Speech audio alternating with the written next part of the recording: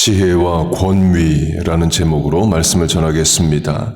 본문을 보면 너희 중에가 나옵니다. 본문 앞 1장을 보면 너희는 선생된 우리가로 너희를 이제 선생으로 불러요. 같은 본문 안에서 이제 같은 너희는 결국 본문 앞 1장에 선생을 말합니다. 그렇게 선생된 자를 언급하면서 지혜, 총명, 선행, 온유, 행함이 있어야 한다를 말합니다. 오늘은 지혜만 강조하겠습니다. 이 지혜로 번역된 헬라어는 남성 명사로 소포스입니다. 이게 또 여성 명사가 되면 소피아로 이제 바뀝니다. 여자 이름으로 소피아 많이 쓰이고 영어 단어가 돼서 필라소피 할 때 그 소피가 지혜, 소피아를 말합니다. 지혜가 뭐냐에 대한 정의는 많습니다. 잠언에도 여러 지혜에 대한 정의가 나옵니다. 오늘은 문제 해결, 갈등 해결의 지혜로 강조를 하겠습니다. 근거는 본문이 너희 중에 지혜 있는 자가 누구냐를 말하는데 고린도전서 1장을 보면 지혜 있는 자가 어디 있느냐로 이제 같은 차원의 지혜를 누구냐 어디 있느냐로 말합니다. 또 같은 헬라어 지혜이에요. 고린도전서에서의 지혜는 교회 내의 갈등 해결, 문제 해결입니다. 지혜 있는 자가 어디 있느냐 앞에 이게 나옵니다. 너희 가운데 분쟁이 없이 같은 마음과 같은 뜻으로 온전히 합하라. 분쟁이 없어야 된다는 것은 사실 분쟁이 있다는 거고 같은 마음 같은 뜻을 품으라는 것은 같은 마음이 아니라를 말합니다. 온전히 합하라는 말은 분열되어 있다를 말해요. 실제로 고린도전서 1장 이 말씀을 합니다. 너희 가운데 분쟁이 있다는 것이라. 나는 바울에게, 나는 아볼로에게, 나는 게바에게, 나는 그리스도에게 속한 자라 한다는 것이니 교회가 네 파로 나뉘어져서 갈등하고 싸웁니다. 곧 고린도 교회에 보내는 편지 시작부터 교회 안에 갈등의 문제를 말해요. 그러면서 지혜가 있는 자가 어디 있느냐를 말한다는 것은 갈등 해결, 문제 해결의 지혜를 말하는 거죠. 본문 야고보서도 교회 안에 갈등이 있습니다. 본문 앞 2장을 보면 부자들이 오면 여기 앉으소서 하고 가난한 자가 오면 너는 거기 서 있으라로 빈부에 대한 갈등이 교회 안에 있습니다. 교회 안의 갈등은 해결하기가 세상보다 어렵습니다. 이유는 학교, 직장, 사회에는 강제력을 띤 권위와 질서가 있습니다. 잘하면 상을 주고 못하면 벌을 주는 상벌제도가 있습니다. 상명하복의 위계질서가 있어요. 윗사람의 명령으로 또는 규범과 규칙으로 해결되는 갈등의 문제들이 있습니다. 그 세상에서는 강제력이 작동을 합니다. 심지어 가정에서도 강제력은 작동을 합니다. 부모 자녀가 있는데 자녀들끼리 싸웁니다. 그럼 엄마나 아빠가 개입을 해서 강제력을 동원하죠. 싸우지 마. 또는 누가 잘못했네, 서로 사과해, 이런 식으로 권위 있는 윗사람의 말로 갈등을 해결합니다. 학교, 직장, 사회도 그렇죠. 그런데 교회는 그런 조직이 아닙니다. 자발적으로 모인 조직이에요. 명령보다는 동의를 구하는 조직입니다. 물론 교회는 하나님과 예수님이 머리가 되신 공동체입니다. 그런데 하나님과 예수님이 눈에 보이지가 않아요. 예수님이 눈에 보이게 고린도 교회에 계셨다면 문제 해결 바로 됩니다. 싸우지 마 한마디만 하셔도 교회 안의 문제들 다 해결돼요. 그런데 예수님이 눈에 안 보입니다. 그래서 바울이 편지를 씁니다. 너희 가운데 분쟁이 없이 같은 마음과 같은 뜻으로 온전히 합하라. 바울은 고린도 교회의 선생이라 할 수 있습니다. 개척자이에요. 그리스 고린도에 와서 예수님을 전해준 고마운 사람이고 교회 개척자입니다. 그러면 고린도 교회 교인들이 바울의 말을 들었을까요? 안 듣습니다. 바울의 권위를 인정 안 합니다. 그래서 바울이 고린도 전서에서 계속 강조하는 것이 내가 사도다 이에요. 사도와 같은 권위가 있다는 거죠. 내가 사도가 아니냐? 다른 사람들에게는 내가 사도가 아닐지라도 너희에게는 사도이니 나는 사도 중에 가장 작은 자라. 내가 모든 사도보다 더 많이 수고하였으니로 자기가 사도라는 것을 강조합니다. 이 말은 사도로 인정을 잘 못 받았다는 거죠. 베드로, 요한, 야고보 같은 경우는 내가 사도라는 강조를 안 해도 됩니다. 안 해도 다 알아요. 그러나 바울은 예수님의 제자가 아니었기에 바울이 사도라고 한다네. 그 말이 맞나? 이런 도전과 또 의문이 있었습니다. 곧 바울은 고린도 교회 안에 권위 인정의 문제가 있어요. 고린도 후서도 마찬가지입니다. 바울의 고린도 전서를 받은 고린도 교회 교인들이 이런 말을 합니다.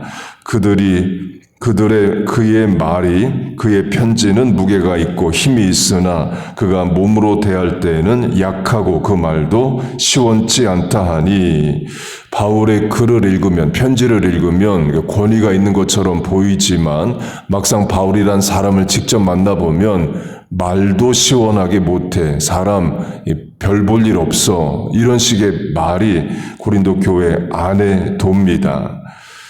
곧 바울이 내가 사도라고 강조하면서 권면을 해도 고린도 교인들이 안 들어요. 그러니까 고린도 후서가 또 써지는 거죠. 고린도 전서를 보내서 해결이 안 되니까 고린도 후서가 갑니다. 그리고도 고린도 전서가 있습니다. 고린도 전서 전에 바울이 보낸 편지가 있어요. 고린도 전서 5장 내가 너희에게 쓴 편지에 과거형입니다. 곧 고린도 전서를 쓰면서 내가 전에 너에게 썼던 편지를 바울이 말합니다. 그 편지는 남아있지 않아서 우리가 모릅니다. 곧 이미 고린도 교회 편지를 한번 보냈었습니다. 그때도 음행의 문제를 해결하라로 대표되는 권면을 합니다. 해결이 안 돼서 고린도 전서가 쓰여지고 그걸로도 해결이 안 돼서 고린도 후서가 쓰여집니다. 강조점은 바울이 내가 사도라고 강조하면서 문제 해결의 답을 말해도 고린도 교인들이 듣지를 않아요. 우리 입장에서는 바울이 말하면 당연히 들을 것 같은데 당시의 고린도 교회는 안 듣습니다. 바울의 권위를 인정하지 않기 때문에 그래요. 바울의 말이 틀려서가 아닙니다. 맞는 말, 지혜 있는 말을 해도, 사랑하는 말을 해도 권위를 인정 안 하면 효과가 없습니다. 곧 교회 내 갈등 해결이 어렵습니다. 다른 예로 하면 안디옥 교회도 갈등합니다. 바울과 바나바 두 지도자가 갈등을 해요. 그것도 하나님의 일을 하겠다로 선교하는 문제로 갈등합니다. 고린도 교회에서 바울이 같은 마음을 품으라, 서로 합하라 말을 했지만 안디옥 교회에 있는 바울은 바나바와 마음을 합하지 못하고 갈등합니다. 심히 다투었다로 성경이 심이라는 부사를 쓰기까지 합니다. 결국 갈라섭니다. 바울과 실라가 같이 선교를 하고 바나바와 마가가 따로 선교를 해요. 교회 안에 선교부가 2개가 있는 것과 같습니다. 그러니까 잘하는 거 아니죠. 미국 교회로 하면 장로교회가 하나였다가 북장로교회와 남장로교회로 나뉘어집니다. 1845년에 분열을 해서 1983년에 합해집니다. 138년 만에 갈등을 해결하고 합해져요. 우리 교회가 속한 RCA, Reformed Church in America, 개혁교회로 하면 네덜란드에서 미국에 온 개혁신학 교인들이 세운 교회입니다. 같은 개혁신학인데 영국인들이 받아들이고 미국에 온 교회가 장로교회이고 같은 신학이 네덜란드 거쳐서 온 교회가 RCA 교회입니다. 그렇게 개혁교회가 있습니다. 1857년에 CRC, Christian Reformed Church와 우리 교회가 속한 RCA가 나뉘어집니다. 미국 장로교회는 138년 만에 합해졌는데 이 개혁교회는 167년째 아직도 합하지 못하고 있습니다. 그러니까 CRC와 RCA가 나뉘어질 때 문제 중 하나는 이겁니다. 예배 때 시편 가사로만 만들어진 찬송만 하느냐, 아니면 지금 우리가 말하는 찬송가와 복음성가도 하느냐의 문제로 갈등합니다. CRC는 시편 가사로만 된 찬양만 해야 된다. Amazing grace, how sweet the sound. 이런 거는 시편에 없는 가사라 부르면 안 된다. 메꾸미 히깎기 밑감이요 은혜가 풍성한 하나님은, 그러니까 원래 일본인들이 만든 일본어 찬양입니다. 이런 시편에 없는 찬양은 부르면 안 된다가 CRC 교회이에요. 시편에 없는 찬양이라도 예배 때 찬송가 복음성가로 부를 수 있다가 우리 교회가 속한 RCA입니다. 지금 생각하면 본문의 단어로 하면 지혜가 없는 거죠. 그렇게 시편 가사만 예배 때 찬양해야 된다는 CRC는 지금도 시편으로 된 찬양만 부르느냐? 아닙니다. 지금은 찬송가 다 부르고 복음성가도 다 부릅니다. 제가 전에 CRC 백인교회 주일 예배 참석한 적이 있었는데요. 아예 기타 치면서 복음성가 부릅니다. 미국도 기타 치고 드럼 치면 그건 마귀라고 해서 못하게 했던 때가 있었는데 CRC라는 보수적 교회에서 복음성가를 기타 치며 지금은 불러요. 예배 시간에 찬송가, 찬양만 해야 되느냐, 새로 만들어지는 복음성가를 부를 수 있느냐도 마찬가지입니다. 당연히 복음성가 부를 수 있죠. 시편 96편이 새 노래로 하나님을 찬양하라, 뉴송을 부르라 말합니다. 또 예배 때 기타, 드럼 쳐도 되느냐? 시편 150편은 모든 소리 나는 악기로 하나님을 찬양하라 말합니다. 그리고도 찬송가냐 복음성가냐의 문제는 시간 문제이에요. 시간이 지나면 복음성가가 찬송가에 들어옵니다. 지금 우리가 가지고 있는 2008년에 만들어진 새 찬송가에는 여러 복음성가가 들어와 있어요. 그렇게 찬송가에 들어와 있으면 우리가 찬송가로 여기죠. 뭘 말하려는 거느냐? 교회 안에 갈등이 해결하기가 어렵습니다. 성경 안에 있는 교회들도 갈등 해결을 못하고 미국 교회도 해결을 못하고 이민 교회들도 해결을 못해요. 권위의 문제가 있습니다. 고린도 교회처럼 바울로 대표되는 교회의 선생들이 뭘 말하면 들어야 되는데 듣지를 않습니다. 교회는 결국 네파로 나뉘어져 계속 싸웁니다. 가정도 마찬가지입니다. 부모가 권위를 잃으면 자녀들이 말을 안 듣습니다. 자녀는 부모로부터 많은 것을 배웁니다. 곧 자녀에게 첫 번째 선생은 부모이에요.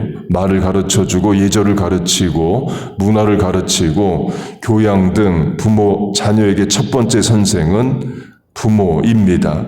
그런데 자녀가 부모의 권위를 인정하지 않는다 그러면 그때부터 말을 안 듣죠. 곧 권위가 있어야 갈등 해결이 됩니다. 물론 교회 안에 갈등이 해결되는 예가 성경에도 있습니다. 그건 내일 강조를 하겠습니다.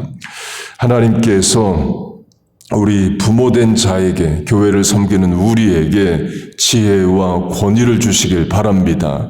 말 한마디를 해도 사람에게 선한 영향력을 미치고 마음을 움직이는 감화 감동의 역사가 있기를 바라요. 여러분도 선 위치에서 그런 권위의 문제가 있는 위치에 있다면 기도하세요. 부모로서 자녀에게 어떤 권면을 할 때에 권위가 있어서 자녀가 순종하게 하시고 또 직장 사회에서 내가 해야 되는 말을 할 때에 선한 영향력이 있게 하소서. 그렇게 지혜와 권위를 구하세요. 본문 야고보서를 대표하는 말씀으로 하면 야고보서 1장 5절 너희 중에 지혜가 부족하거든 후히 주시사 꾸짖지 아니하시는 하나님께 구하라. 그리하면 주시리라 말씀합니다. 그 지혜와 권위가 우리에게 있어서 속한 공동체와 대인관계 가운데 믿음의 말을 하고 갈등을 해결하는 선생으로 지도력을 주시기를 주의 이름으로 축복하고 축원합니다. 아멘. 기도하겠습니다. 하나님 아버지, 우리에게 지혜와 권위를 주시옵소서. 말 한마디를 해도 사람을 감화감동시키는 역사가 있게 하여 주옵소서. 하나님 속한 공동체, 가정, 교회 또 갈등하고 또 문제가 있습니다. 믿는 자 성도들의 권위 있는 말로 지혜로 해결되는 역사가 있게 하여 주옵소서. 오늘도 하나님 앞에 나와 기도하며 하루를 시작합니다. 모든 삶의 공간의 시간에 만나는 사람들의 해야 하는 결정의 판단에 은혜와 복을 내려 주옵소서. 예수님의 이름으로 기도하옵나이다. 아멘.